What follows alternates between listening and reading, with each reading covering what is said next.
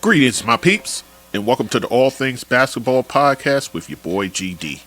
In this episode, I'll be doing Week 10 and Week 11 recap. I'll give you both of the players of the week for both weeks. Also, we'll talk about Ricky Rubio retiring, guys.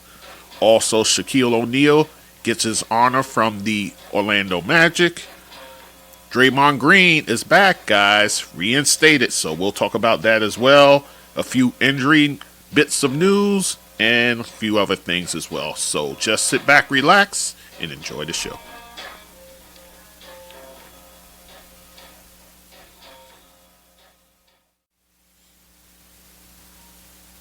Okay, guys, it's your boy GD back with the All Things Basketball with GD podcast. And what I'm going to do in this episode, I'm going to combine Week 10 and Week 11 because it wasn't real heavy on the news. Seems like Week 12 is going to look like it's going to be a heavy news one. So what I'll just combine with this one and then we'll do Week 12. So, yeah. So that's how we do it.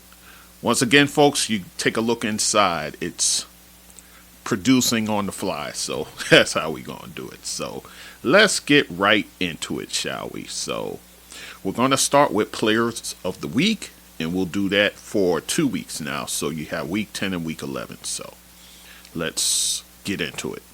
Your players of the week for the East: Tyrese Haliburton, who has been playing fantastic, guys. He's been balling, and that seems to continue with this honor that he's getting now. His team went 3-0. They beat Houston at Houston. They beat Chicago at Chicago, with Haliburton getting a 20-assist game. And then they beat the Knicks. And in that game, he had 23 assists, which tied a franchise record. So Tyrese Haliburton putting up historical numbers for the Indiana Pacers. For the week, he averaged 25.3 points per game. Get this, 17.7 assists. Whew, man. That man is dishing. And then 4.7 rebounds and a little over a steal and a half per game. He shot it from the field nearly 51%, over 41% from three-point range.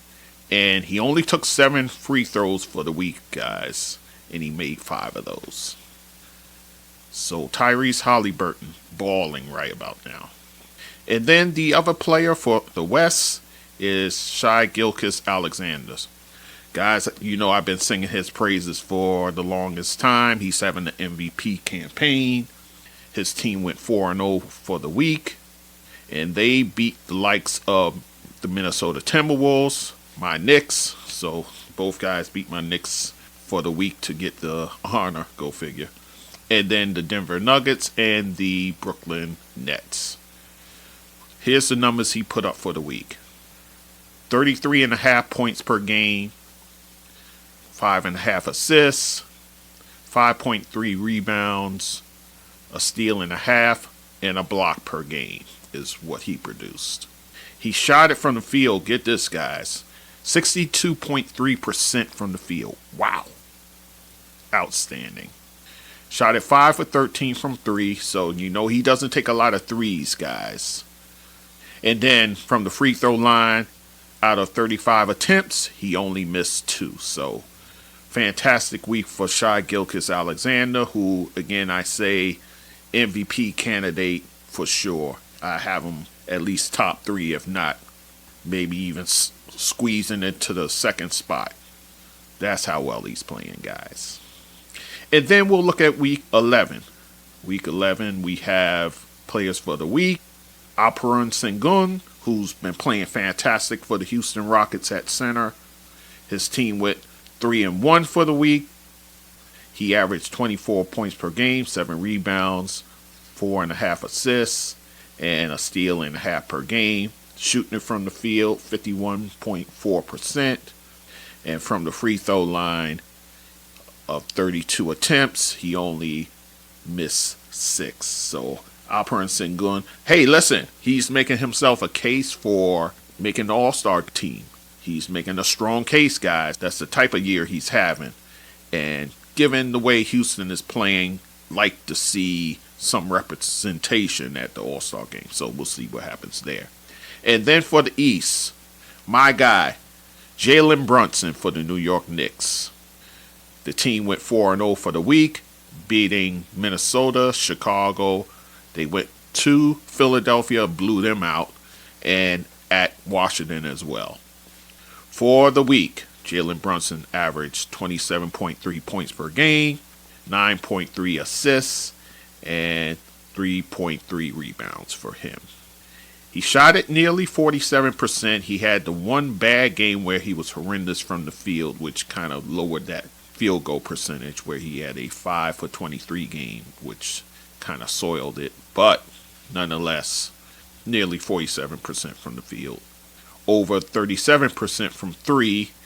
And guys, he was perfect from the free throw line for the week. 18 for 18. So Jalen Brunson, need I say, he's doing Jalen Brunson type things, guys. Having an all-star caliber season, much like last season. Let's see if he gets the nod this go-round. We'll see. Jalen Brunson, the catalyst for my New York Knicks. All right, so that's your players for the week. Let us move on to other news. Ricky Rubio's retiring, guys. He's played 12 seasons in the league. Came in the league during that 2009 draft. He was drafted 5th overall. That's the same draft that we saw other point guards that later got picked in that draft. Guys like Steph Curry, Drew Holiday, Jeff Teague, and Darren Collison, all in that same draft. But Ricky Rubio retiring, guys. He was drafted out of Spain, played in Spain, so he's an international player. He had stints with the Minnesota Timberwolves, that's the team who drafted him, and actually they reacquired him later on in his career. Also, he had stints with the Utah Jazz, the Phoenix Suns, and as of late, the Cleveland Cavaliers. The thing with him, he's had a couple of torn ACLs that he's had to deal with. So he's saying, you know what, that's it for me. So kudos to Ricky Rubio. A solid career, nothing ground shaking. He did make a all-rookie team. That's about the size of it for his career. 10.8 points per game, 7.4 assists he averaged, over 4 rebounds, nearly 2 steals per game he averaged, guys. That's pretty impressive. Was always pretty bad from the field, 38.8% overall for his career. Definitely not what you want to see. 32.4% from 3, and actually he got better from 3 later in his career, because earlier in it he not so good. And 84.3% from the free throw line. So Ricky Rubio hanging up his sneakers and calling it a day. So we salute you, Ricky Rubio. So let us move on to other news. And actually, this is big time news here, guys. Draymond Green, your buddy and mine, reinstated after being suspended for 12 games. So it ends up being, guys, a 12-game suspension, barring what happens as far as his game preparation and ramping up to actually playing games. So whatever that is, add on this 12 games with it. In the 12 games, the Golden State Warriors went 7-5. So, you know, it's not what you want to see, that's for sure. I mean, at least it wasn't 500 or below, but still valuable time missed by Draymond Green.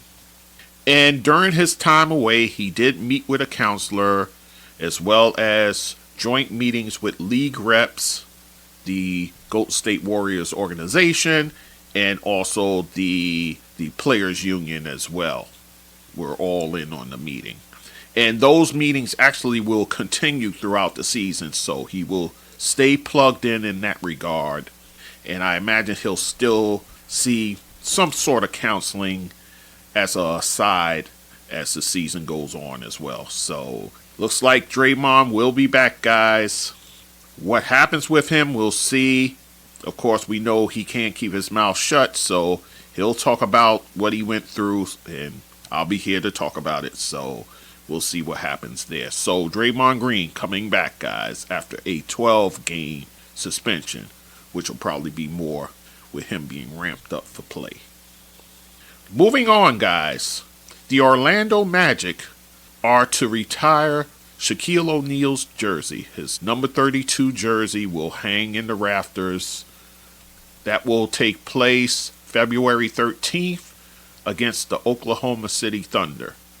And guys, he will be the first player in franchise history to have his jersey hanging in the rafters.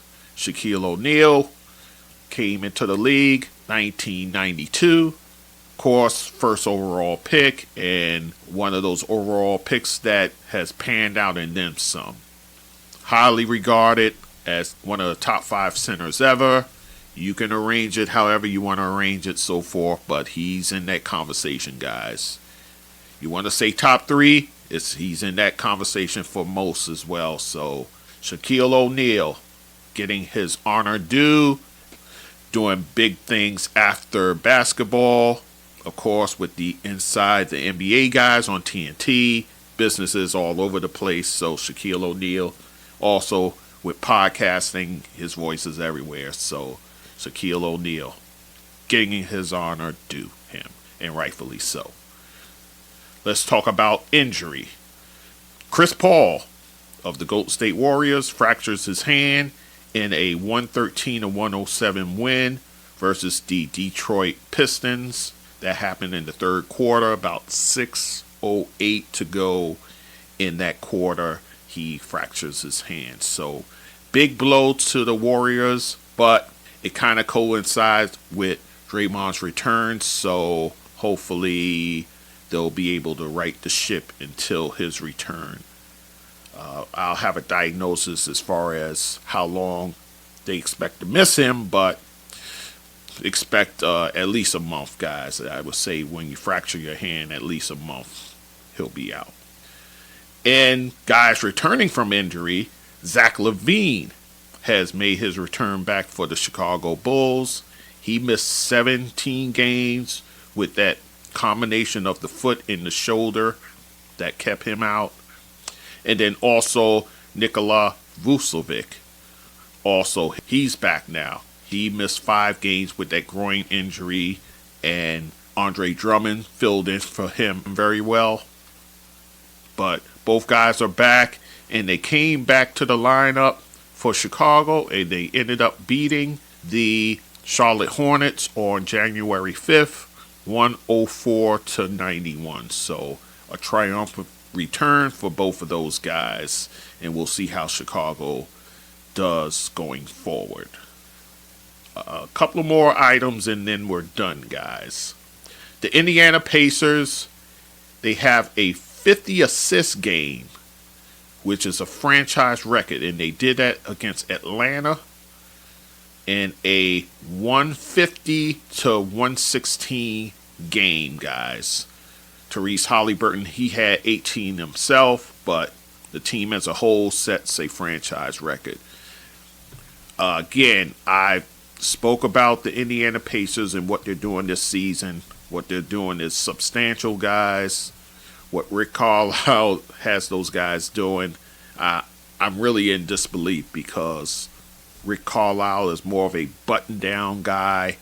He likes his team to play hard-nosed defense and keep the score low. So for them to be going off offensively like this, again, that's a mark of a good coach, knowing his personnel and saying, look, I got to cater to the personnel that's in front of me. So Indiana Pacers, and kudos to Rick Carlisle and that organization there.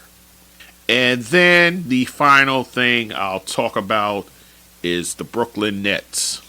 They were fined for violating the player participation policy for sitting 4 players who could have actually played in a 144-122 loss to the Milwaukee Bucks. And those players that sat were Nick Claxton, Spencer Dinwiddie, Cameron Johnson, and Dorian Finney-Smith. So the league looked into it and said, look, these guys were available. They were ready to go. So how come they didn't play? But my thinking is, this is the Brooklyn Nets. I mean, I expect that from like maybe a Greg Popovich to kind of rest guys like that. Maybe Steve Kerr and that organization there. The Lakers perhaps. Well, not so much this season. Even like guys have been playing. Anthony Davis, he's been available just about all season long. So for the Brooklyn Nets to get fined like this and get called out like this is a bit of a surprise, to be honest with you. But that just tells you the league is taking this load management stuff seriously. So kudos to the league for looking into this and saying, look, these guys could have played, man. Definitely kudos to the league for pointing this out. And it's just a lesson to other teams. Listen, the load management thing, it's hurting our game. It's hurting folks spending their hard-earned money coming to the game to find out that these guys are sitting for this reason or that reason and not really a injury reason. So this is the right thing to do for the league. I give the league credit in that regard. So with that said, that's it, guys. That's it for this episode. Like I said, it was going to be nice and short. It is. So I just thank you for listening as always. Plenty of more content coming, guys. I'm back on it. So week 12 is going to be jam-packed, guys. The way I'm looking at it, it's probably going to be a two-parter. That's the way it's going to go. You got Martin Luther King Day coming, and that's a big slate of games there. So we'll cover that. Also, your all-star voting, we'll cover that as well. Player Spotlight should be coming on the way. If not this month, definitely next month. I like doing it for Black History Month, so we'll have something in line for that. Haven't thought of the lineup as of yet, but I have a few ideas, so we'll see. All right, guys, so with that said, that's it for this episode. So thanks, guys, for listening. As always, it's much appreciated. Your listenership is welcome and appreciated always. All right, guys? With that said, we'll talk soon. Take care. Hello, my peeps. Thank you for listening and supporting the All Things Basketball with GD podcast. You can find us on our website, allthingsbasketballwithgd.com. You could also email us at thatsportsdudegd@gmail.com. Also, listen and watch us on YouTube, All Things Basketball GD. Hit the like button when you see our videos. Also, write a blurb about our show. You can listen to us on all podcast platforms, including Spotify and Apple. Leave a review for us at Apple. On the website, you can support us by hitting the Buy Me a Coffee button, support on Anchor button, or donate on PayPal. You can also support us by our Cash App, GD That Sports Dude. Once again, I thank you for listening and supporting the show, and do take care.